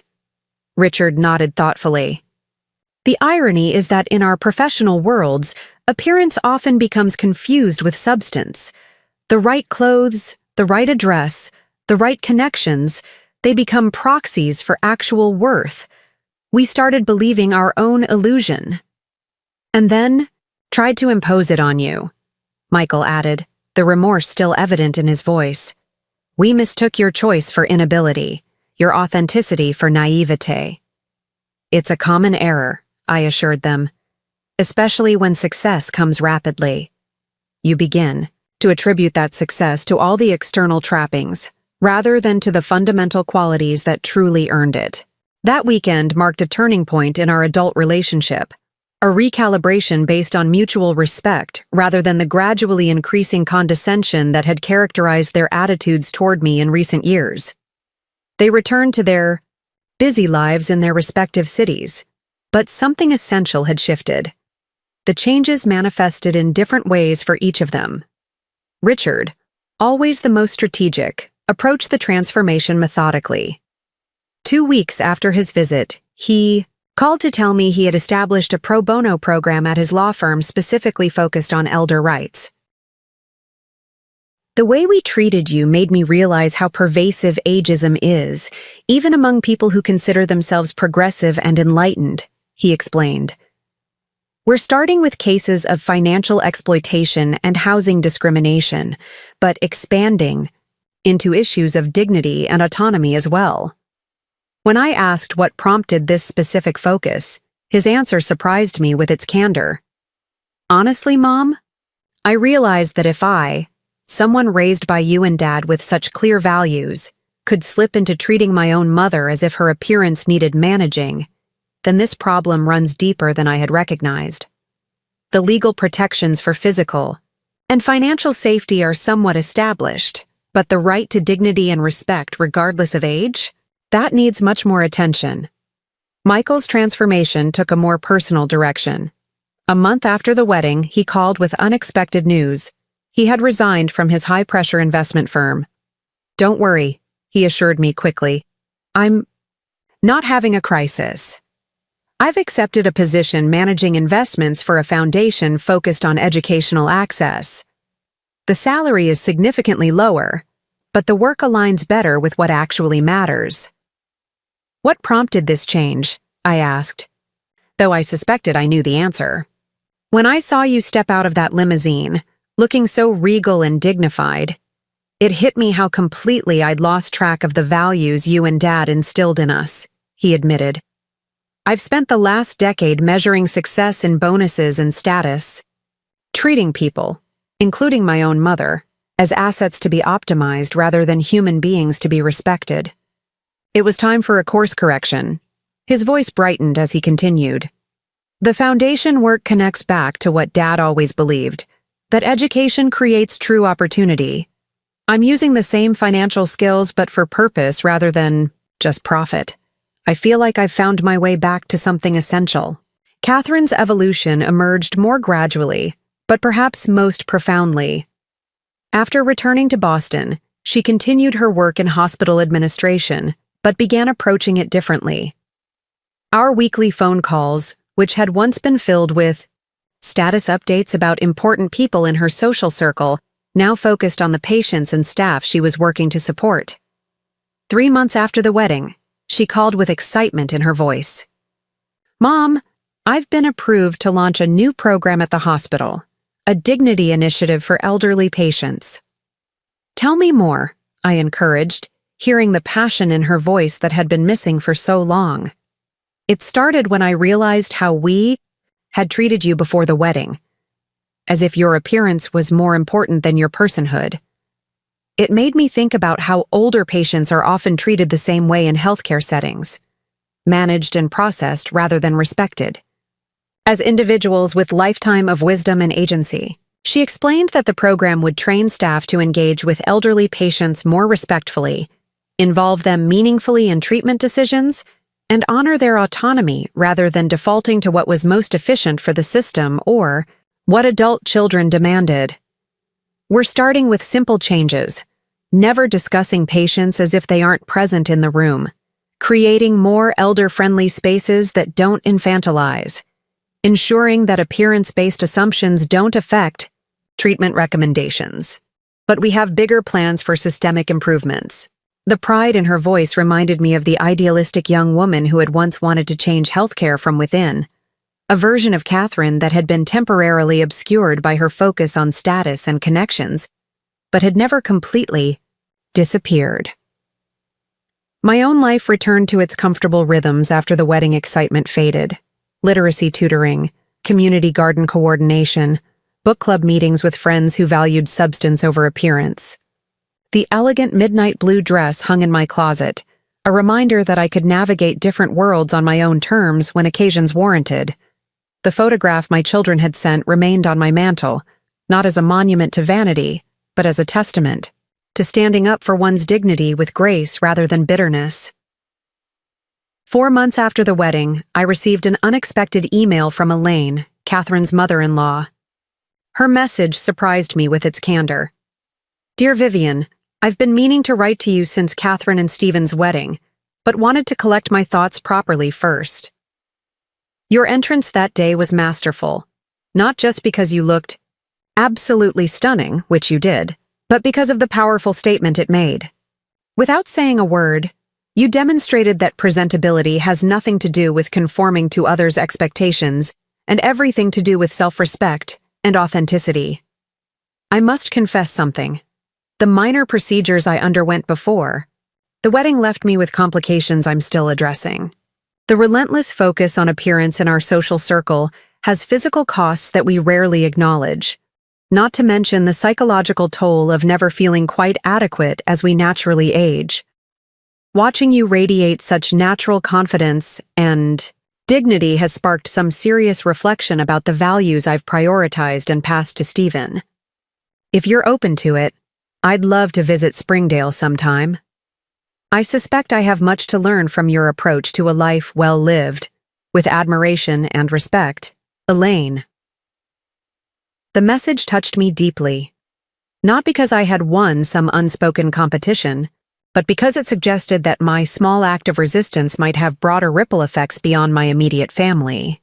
I wrote back welcoming her to visit any time, noting that while Springdale lacked Boston's sophistication, it offered other forms of richness she might find refreshing. 5 months after the wedding, I received another unexpected communication. Boston Magazine, the publication Catherine had been so concerned about impressing with perfectly coordinated wedding photos, contacted me about an interview. The wedding photographer had submitted the candid image of me emerging from the limousine to their Redefining Elegance issue, and the editors were intrigued by the story behind it. My first instinct was to decline. I had made my point with my family. I had no interest in public attention.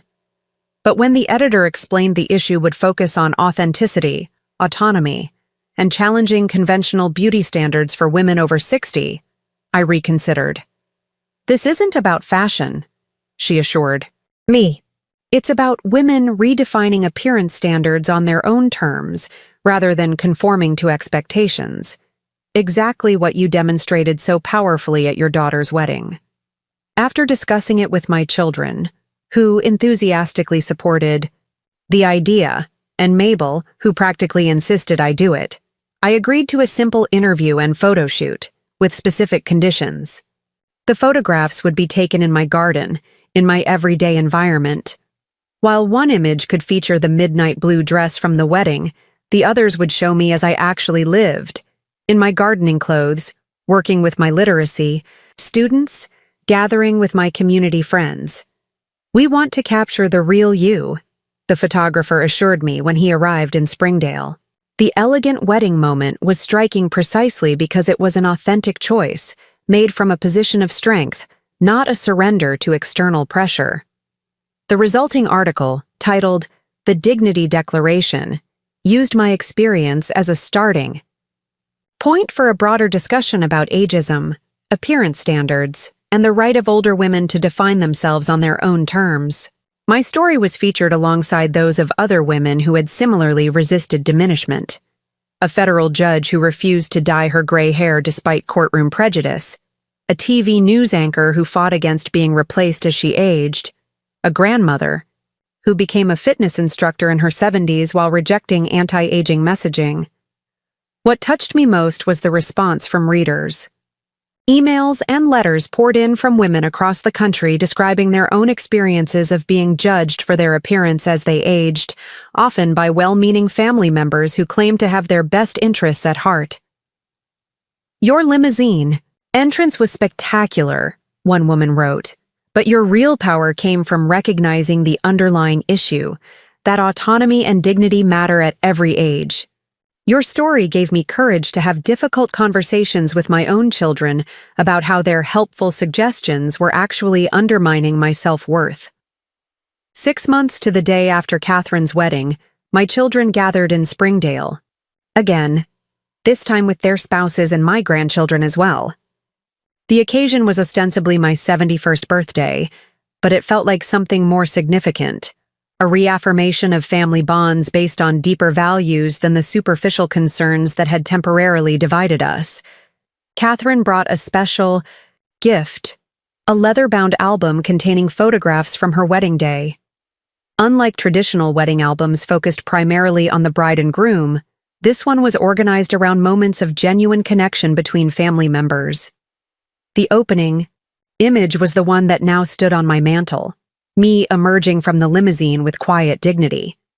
The final photograph showed all of us at the reception's end, slightly disheveled from dancing, makeup faded, perfect styling relaxed, but faces alight with authentic joy.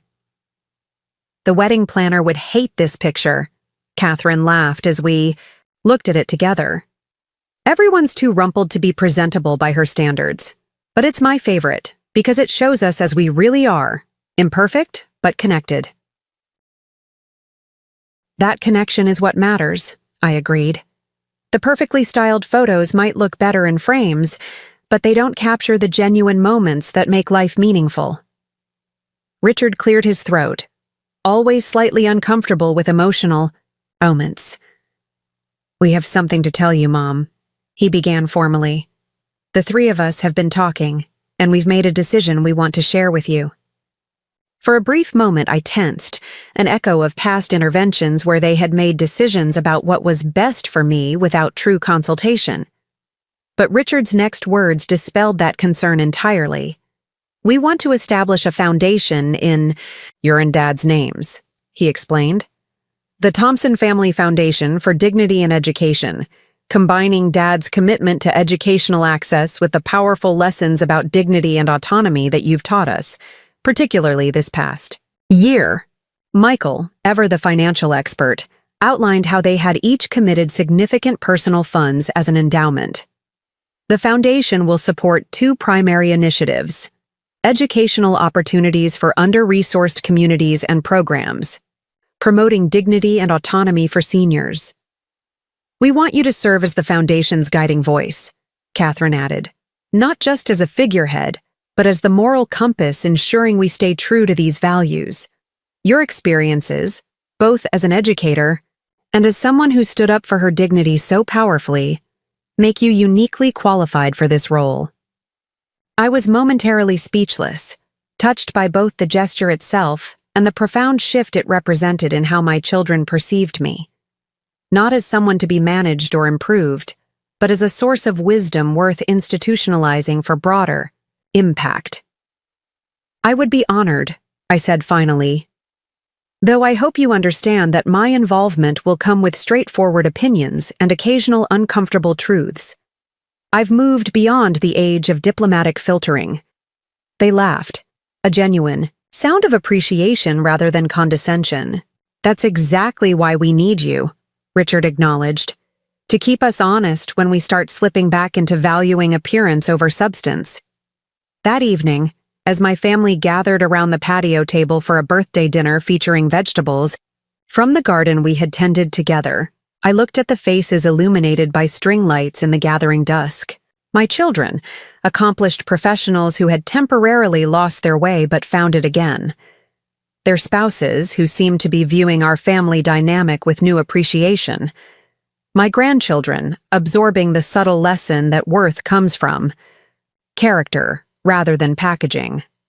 After dinner, my eldest granddaughter Emily, a teenager already navigating the intense appearance pressures of social media, sat beside me as others cleared the table.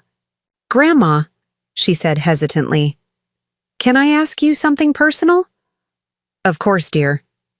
"When you showed up at Mom's wedding in that amazing dress and the limo, were you scared? Did you worry about what everyone would think?" I considered her question carefully, recognizing the deeper concerns beneath it. "I was nervous," I admitted. "Anytime we choose to stand up for our dignity, there's risk involved. But I was more afraid of the alternative, of accepting the message that I wasn't good enough as myself, that I needed to be transformed to have value." She nodded slowly. "I feel that way sometimes, like I'm never quite enough unless I look perfect in every post or video. Like my real self isn't acceptable without filters and the right clothes and makeup. That pressure must be exhausting," I said gently, resisting the urge to launch into a lecture about social media's destructive standards. "But consider this. The people who truly matter in your life, the ones who bring real meaning and connection, care about who you are, not how you present yourself. Like how you showed that to my parents and aunts and uncles with your limo entrance." I smiled at her perceptiveness. "Exactly. Sometimes people forget what truly matters, especially when they get caught up in status and appearances. My dramatic entrance wasn't about the fancy dress or the luxury car. It was about reminding them of deeper values they already knew, but had temporarily forgotten." Emily was quiet for a moment, processing this perspective. "Could you help me with something while I'm visiting? I want to do a video about authentic beauty across generations, showing real people instead of filtered perfection. Would you be in it with me? Just being yourself?" "I would be honored," I told her, touched by both her request and the values it represented. "Though I should warn you, I plan to wear my gardening clothes and my natural wrinkles with equal pride." Her laugh, so similar to Catherine's at that age, warmed my heart. "That's exactly why I want you in it, Grandma. You're the most authentically beautiful person I know because you don't pretend to be anything other than exactly who you are." Later that night, after everyone had gone to bed, I sat alone on the porch swing Harold had built decades ago. The garden was silver in the moonlight, the scent of roses, finally properly pruned, drifting through the evening air. I thought about the remarkable journey of the past 6 months, from the painful exclusion before Catherine's wedding to this renewed family connection based on genuine respect and shared values. The elegant dress and limousine entrance had served their purpose, a dramatic demonstration that forced my children to recognize what they had forgotten about worth, dignity, and authentic beauty. But the true transformation wasn't in my appearance on that wedding day. It was in the realignment of values that followed, the recognition that surface appearances, while occasionally worth celebrating, can never replace the deeper qualities that give life its true meaning. At 71, I had no illusions about defying aging or meeting conventional beauty standards. My body carried the evidence of 7 decades of living. Laughter lines around my eyes, silver hair that had once been chestnut brown, hands marked by years of gardening and crafting and holding children. But I had something far more valuable than youth or conventional attractiveness, the earned wisdom to recognize my intrinsic worth and the courage to stand up for my dignity when others forgot to honor it. The limousine and designer gown were long gone, returned to their rental companies after serving their purpose. But their impact remained in reshaped family dynamics, in renewed commitments to substance over appearance, in my children's professional redirections toward more meaningful work, and now in the foundation that would carry these values forward, beyond our immediate family. Harold would have been proud, not of the elegant dress or dramatic entrance, but of how I had maintained our shared values when they were challenged, how I had found a creative way to remind our children of what truly mattered without severing family bonds in the process. As I rocked gently in the porch swing under the starlit sky, I felt a profound sense of peace. The journey from rejection to reconnection had been unexpected and occasionally painful, but ultimately healing in ways I couldn't have anticipated when I first heard those hurtful words about not being presentable enough for my daughter's wedding. Sometimes the most powerful statements come not from angry confrontations but from creative demonstrations that force others to see what they've been missing. My limousine entrance hadn't been about vanity or one-upmanship, but about reclaiming my dignity and reminding my children of forgotten values in a way they couldn't ignore or dismiss. At 71, I had discovered a new kind of power, not the fleeting power of youth or beauty or status, but the enduring strength that comes from knowing your own worth and refusing to let others define you by superficial standards. It was a lesson worth teaching and a legacy worth leaving, not just for my family, but for anyone who has ever been made to feel not enough because of how they look rather than who they are. The elegant woman in the midnight blue dress, stepping from a white limousine, and the practical gardener in soil-stained jeans tending her roses were the same person, a person of substance, dignity, and authenticity worthy of respect in either presentation.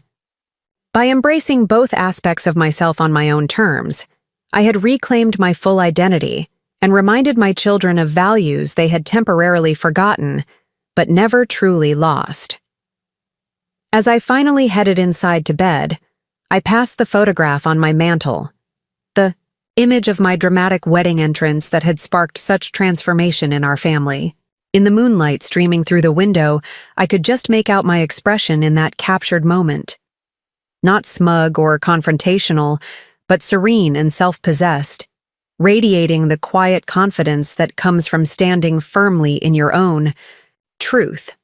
That was the real legacy I hoped to leave my children and grandchildren. Not that appearance never matters, but that it must never become the measure of a person's worth.